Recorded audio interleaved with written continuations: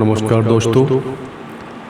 क्योंकि जो कुछ परमेश्वर से उत्पन्न हुआ है वो संसार पर जय प्राप्त करता है, और वो विजय जिससे संसार पर जय प्राप्त होती है हमारा विश्वास है। पहला यूहन्ना 5:4 में लिखा है, जैसे देह आत्मा बिना मरी हुई है वैसे ही विश्वास भी कर्म बिना मरा हुआ है। याकूब 2:26 में लिखा है। मेरे प्रियो, मैंने विश्वास और कर्म के संबंधित में पहला एक वीडियो बनाया था, ये उसका दूसरा पार्ट है। दोस्तों, आज मैं आपको जो वचन बताना चाहता हूँ वो विश्वास पर आधारित है। विश्वास एक दूसरे की रिश्ता को जोड़ने का एक मजबूत कड़ी है, चाहे वो लोगों के बीच का संबंध का हो या तो फिर ईश्वर और आपके बीच का संबंध हो। विश्वास रूपी नाव के बिना सब कुछ अधूरा रह जाता है। जैसे नाव पर भरोसा ना हो तो वो डगमगाने लगती है, वैसे ही विश्वास के क्षेत्र में भी भरोसा ना हो तो संबंध बिगड़ सकता है। लोग ज्यादातर किन किन चीजों पर विश्वास और भरोसा चाहते हैं, जैसे कि बिजनेस पर, अपने काम धंधे पर, लेन देन, बातचीत की बातें इत्यादि पर विश्वास रखते हैं। दोस्तों, मनुष्य पापी होकर भी अपने सहयोगी से विश्वास और भरोसा चाहता है। इस प्रकार ईश्वर भी आपको सच्चे विश्वासी होने के लिए चाहता है। मनुष्य को धोखा दे सकता है, मनुष्य विश्वास करने का नाटक कर सकता है, परंतु जो ईश्वर पर भरोसा करता है वो धोखा नहीं खाता है, ऐसा वचन कहता है। इसलिए जान रखें कि तेरा परमेश्वर यहोवा ही परमेश्वर है, वो विश्वास योग्य ईश्वर है, और जो उससे प्रेम रखते हैं और उसकी आज्ञाएं मानते हैं उनके साथ वो 1000 पीढ़ी तक अपनी वाचा पालता और उन पर करुणा करता रहता है। ये व्यवस्था विवरण 7 अध्याय उसके 9वें पद में लिखा है। इसलिए आपको भी एक सच्चे विश्वासी होना चाहिए। हो सकता है आप मनुष्यों को धोखा दे सकते हैं, परंतु ईश्वर को आप धोखा नहीं दे सकते हैं। आप ये बात ना समझें कि आप दूसरों को धोखा दे रहे हैं, परंतु ऐसे काम करके आप खुद को ही धोखा देते हैं। अविश्वसनीय होने का जो मूल कारण क्या है? जवाब यही है कि उसका नाम धोखा है। सबसे ज्यादा धोखा मनुष्य को अपनी खुद का मन ही देता है। मन सब वस्तुओं से अधिक धोखा देता है।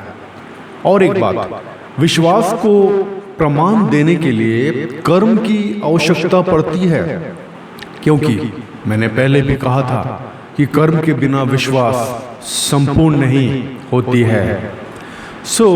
याकूब की पत्री 2 अध्याय उसके 14 पद में हम पढ़ते हैं, ये वहाँ लिखा है, हे मेरे भाइयों, यदि कोई कहे कि मुझे विश्वास है पर वो कर्म न करता हो तो उससे क्या लाभ?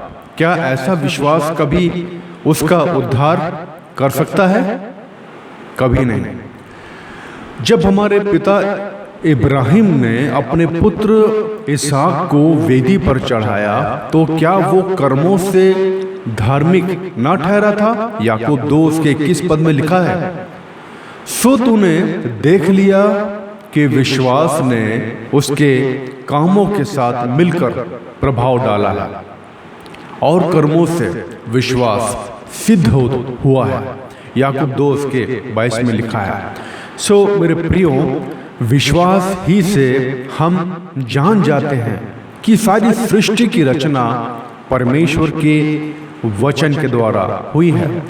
ये नहीं कि जो कुछ देखने में आता है वो देखी हुई वस्तुओं से बना हो। इब्रानी 11 अध्याय उसके 3 पद में लिखा है, विश्वास ही से नूह ने उन बातों के विषय में जो उस समय दिखाई न पड़ती थी चेतावनी पाकर भक्ति के साथ अपने घराने के बचाव के लिए जहाज बनाया और उसके द्वारा उसने संसार को दोषी ठहराया और उस धर्म का वारिस हुआ जो विश्वास से होता है।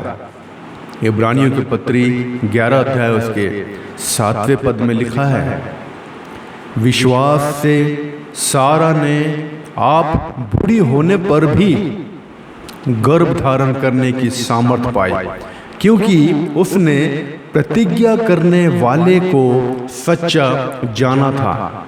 उसी इब्रानियों की पत्री 11 उसके 11 पद में लिखा है, दानियल अपने विश्वास के कारण सिंह के मुंह से बच जाता है। उधर दाऊद भी अपने विश्वास के चलते गोलियत को मार गिराता है। प्रभु यीशु ने भी विश्वास के आधार पर काम किया है। प्रभु जब काम करना चाहता है तो सबसे पहले लोगों का विश्वास को देखता है। जी हाँ मेरे प्रियो, ध्यान रखें, विश्वास सबसे बढ़कर है। आपके और हमारे जीवन में विश्वास की कदर करें, विश्वास को समझें, अपने विश्वास को ऊंचा उठाएं अपने कर्मों के साथ, अपने कर्मों के साथ। जी हाँ मेरे प्रियो, विश्वास को अहमियत देते हुए अब अपने जीवन में परमेश्वर से बातचीत कर सकते हैं। परमेश्वर उस विश्वास के आधार पर आपके जीवन की सारी आवश्यकताओं को पूरी करने के लिए हमेशा तैयार है, हमेशा तैयार है। ऐसे बहुत से उदाहरण मेरे प्रियो बाइबल में हम देख पाते हैं जो विश्वास से संबंधित हैं। इसलिए विश्वास से ही हम जानते हैं, विश्वास से ही हम ये मानते हैं कि यीशु मसीह परमेश्वर का पुत्र है, इसलिए वो हमारा उद्धार करता है। ये सब विश्वास के आधार पर ही है। अगर आप विश्वास करेंगे तो है, अगर आप विश्वास नहीं कर पाएंगे, अगर आप विश्वास नहीं करते हैं तो आपके लिए कुछ भी नहीं है। सो अपने विश्वास को मजबूत करें, प्रार्थना में अपने जीवन को बिताएं और पवित्रता का जीवन जिए और प्रभु की महिमा, प्रभु का गुणानुवाद करते रहें। प्रभु आप सबको आशीष दे। Thank you.